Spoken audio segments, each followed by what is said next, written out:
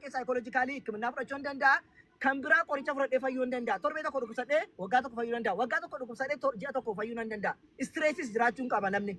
Garuu sababa ittiin fayyummoo isatu barbaaddata.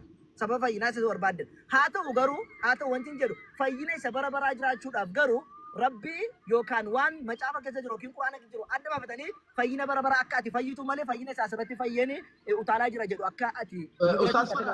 Yesuus Kiristoos fayyisaadha. Rabbiin keessan fayyisaadha jettanii amantu? Yesuus fayyisaa miti. Rabbiin isin gaafadhean. Yesuus fayyisaa ta'uu anatu itti amane. Rabbi fayyisaadha jettanii hin amantu? Tole. Nabi Muhammad harka diinaatiin summii nyaataniiru moo hin nyaanne? Harka maaliitiin? Harka diinaatiin summii nyaataniiru moo hin nyaanne? Yookiin moo nyaataniiru miti? Dhumarra immoo dhukkubni miti sun itti jabaateetti ittiin akiraa dhaqa miti? Lakki. Tole dhiisaa nan deebi'a. Erga Rabbi fayyisaa ta'e Nabi Muhammad summii nyaataniiru. Du'aayiidhaan immoo nama jabaadha Nabi Muhammad kanan kaleessa beeku du'aayii Nabi Muhammad kadhannaan Jibriil jalaa aamin jedhee jira. Kuni Rabbiin biratti kabaja guddaadha jechuudha. Maaliif yeroo diinni summii isaan nyaachisu nama akka sanatti kabajuuf jaallatu maaliif hin fayyisanne Rabbi ragaanaa kenna. Ayyee. Ragaan kana immoo Rabbiin subhaanahu wa ta'ala maal jedhee boqonnaa 40 keessatti innaka mayyitun wa innahum mayyitun thumma innakum yawma al-qiyamati takhtasimun jedha Rabbiin subhaanahu wa ta'ala. Otoo ganaa iyyuu dhukkubsatiin Nabi Muhammad sallallahu alaihi wasallam gaafa kaafiroota wajjiniin afoo dhaabbatanii wal mormuu jiranii Rabbiin maal jedha yaa Nabi Muhammad atis ka du'uudha. Maaliif jennaan ilma namaa ta'ee ilma du'a waan taateef atis hin duuta jarris hin du'uu jedheen. Maaliif Rabbiin subhaanahu wa ta'ala ilma namaa hundumarrattu du'a katabeen jira jedhe. Duuni jalqaba nama rakkata bahe nama kan ta'e hundumtuu nama du'a. Saniifi Rabbiin jalqaba du'a irratti katabee jira waan ta'eef atis hin duuta jarris hin du'u. Garuu guyyaa qiyaamaa lafundoo dhaabbatanii wal mormuuf jirtu Rabbiin gidduu keessanitti murteessaa. Malee Nabi Muhammadiin hin fayyisne jechuudha summii sanarraa. Dhaggeeffadhu. Summii irraa ma fayyan bara Nabi Muhammad. Fayyuu isaanii immoo gaafa summii sana nyaatan Nabi Muhammad nyaatanii waggaa meeqa booddeedha bara dhukkuba biraatiin kan du'an dhukkuba busaadhaan kan du'an malee Nabi Muhammad qoricha sanaa miti kan du'an. Summii namni nyaachise irraa fayyaniiru kan jedhu ragaa dubbisaa quraanarraa ammuma isa kan. Maan beektu moo baasee hadiisa agarsiisu ati miti waan. Hadiisa miti quraanaan jedhe quraanaan gaafataa jira. Maal hadiisarra jira quraanarra jira si jammil fidati quraanarraa kana kan jedhu jiraannaan. Ati quraanarraa fidde kaama summii nyaatan jedhu. Amma Nabi Muhammadiin Rabbi fayyisee. Dhaggeeffadhu kan waan sima. Ilaali ati quraanarraa gaafidde quraanumarraa na gaafadhu. Hadiisarraa gaafidde hadiisumarraa na gaafadhu. Waa'ee kanaa kan nutti himu hadiisan nutti hime hadiisuma sana keessattuu warri Nabi Muhammad faana jiran gaafuma sana hin du'ani gaafa nyaatan. Afaan kaatan achumaan hafan ergamaan Rabbi salawaatu Rabbi wasalaamu alayhi afaan kaawwatanii foon sun maal jetti ani summiidhaan nyaatiin na liqimsiin jenna of keessaa baasanii san booddee ta'afiira irratti godhe malee hin ajjeefneen. Saniifuu tole summii sanaan dhukkubfataniiru miti. Ta'afiira irra goote namni kamuu dhukkubsata maa namaa miti. Tole gaaf qoyya naa qabaa asitti naa qabaa eega foon sun afaan baastee dubbattee an summiidha na nyaatiin jetteeni isaan nabiyyiidha. Maaliif nyaatani maaliif dhukkubfatan gaafii. Ayyee galatoomi. Nabiyyi gaafa jedhamu ergamaan Rabbi sallallahu alaihi wasallam walau a'lamu al-ghayba lastakthartu min al-khayr jedhan. Otoo waan gara fuulduraa akka beeku taateeti ani nama akka keessaniiti waan gara fuulduraa otoo akka beeku taateeti khayrii hundan baay'ifadha ture. Fakkeenyaaf yoomin akka du'u akkamittiin akka du'u. Nabiyyiin keessa waan gara fuulduraan beekanu ustaas fadha. Waan gara fuulduraan beekanu. Dhaggeeffadhu nan xumura. Dhaggeeffadhu nan xumura please. Nabi Muhammad sallallahu alaihi wasallam nama akka koof akka keeti garuu Rabbiin nabiyyummaadhaan isaan caalchisee Nabi Muhammad sallallahu alaihi wasallam sadarkaa isaanii ol fuudhe.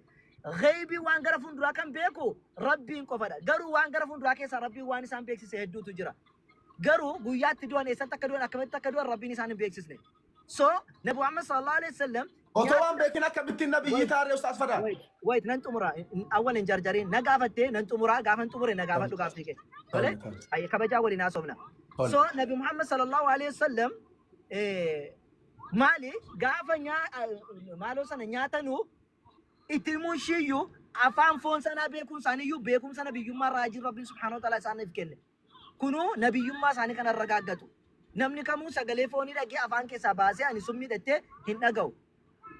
Rabbiin beeksisnaanuu waan isheen dubbatte beekanii of keessaa baasan jechuudha. Kabiraa Nabi Muhammad sallallahu alaihi wasallam waan gara fuulduraa eega Rabbiin beeksifnaan summii sana of keessaa baasanii maaliif dhukkubfatanii dhagaafiin koo. Ayyee maaliif akka dhukkubsatan sun immoo maaliif dhukkubsatan kan jedhuufi Nabi Muhammad sallallahu alaihi wasallam summii sana afaan kaataniiru waan ta'eef dhukkubsatani. Summii sana afaan kaataniiru foon sun garuu afaan baasee haasa'ee an summiidhaan an nyaatin jedheen isaan immoo summii sana of keessaa baasan maaliif dhukkubfatarree. هيا سميت فان كيس الربر بجرك سميت الربر جيم Arrabarran geenyan jenneem garuu an summiidha nan nyaatin jette foon ergamaadhaan galatooma isaan immoo ofirraa baasanii jenaan jettan galatooma maaliif dhukkubarree gaaffii.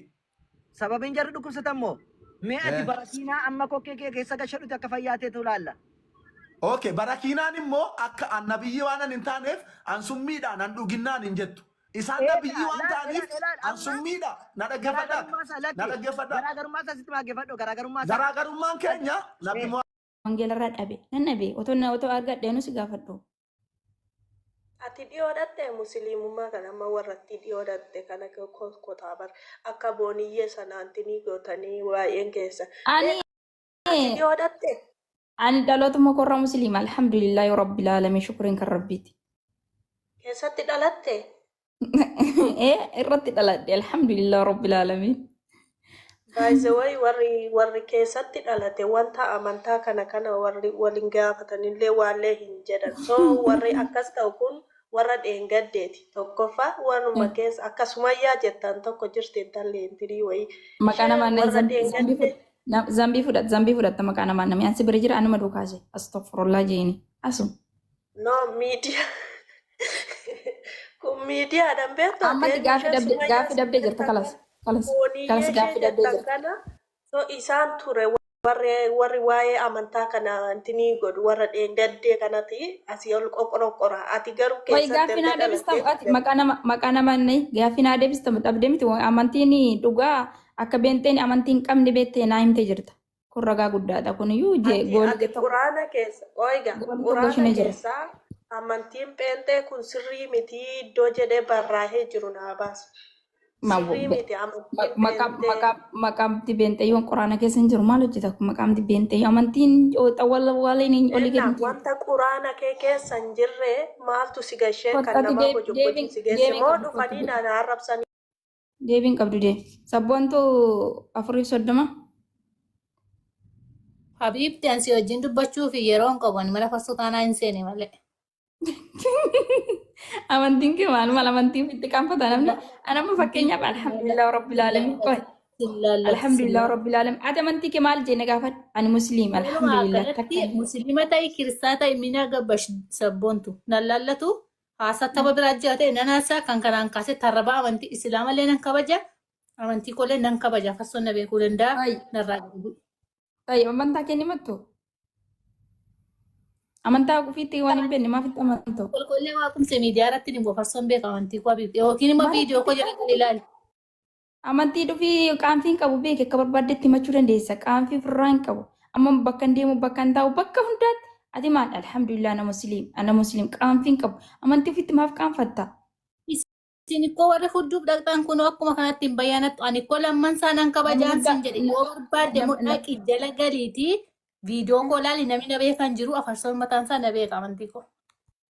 Beeka amantii kee maal himadhu kan si gaafachuu jira. Ani urjiin si gaafachuu si bira jira kuno. Ani amantiin koo musliima ati amantiin kee maal? Wanti akka baalageetti amantii koo nimni. Maaf hin himne? Amantii sobaacha amantii akka amantii hin qabne kun beekamaadha. Namni amantii tokko hin himata hin osu. Si galee? Kalas hin jiru. Nama amantii qabnetti akkasumatti hin jiraatu laa ilaaha illallah rabbummaan isin haa qajeessu ilma namaa kan nyaatee kan dhugee kan hagee mana fincaanii deemu ilma namaa kan qaama saalaa qabu waaqa akkamiin jettu inni ergamaa rabbiiti kan akka keenya dhala uumame kan akka keenya nama guutuu nyaatee dhuge. Urjii maamaa'ee. Namarra waan tokko adda isa bu'een jiru dhaggeeffadhu. Salaamu alaikum. Waalaikum salaam warahmatullahi wabarakatuh. Garuu kan inni namarra adda isa bu'e rabbi ergamaa rabbii qulqullicha dhaggeeffadhu. Kana malee inni ergamaadha garuu nama akka keenya waggaa 32 lafarra deemee barsiisaa ture. Akkamitti waaqa jedhu. Amantii kee kabajatee amantii namaa salphistee lalphate amantii kee fiyyuu bakka guddaan qabdu. Dhaggeeffadhu. Musliimas ta'ii kiristaanas ta'ii amantii namaa kabaji kan keellee sii kabajama. Ani garuu hixii fi ati jechaa jirtu kana siin nan jedha. Na dhagayi namoota gurguddaa musliiman jaalladha malee hixii fi ati naan jettu kana jechaa jirtu nuun jechaa jirtu kana dachaa godhan si deebisa. Garuu baalagee sooshaal miidiyaa fi namoota gurguddaa. Hicciitii miti kun waan ifaan argamaa jiru waan addunyaan guutuun beekudha. Yesuus amma ergamaa rabbiiti malee namadha malee waa tokko waaqa isa miti.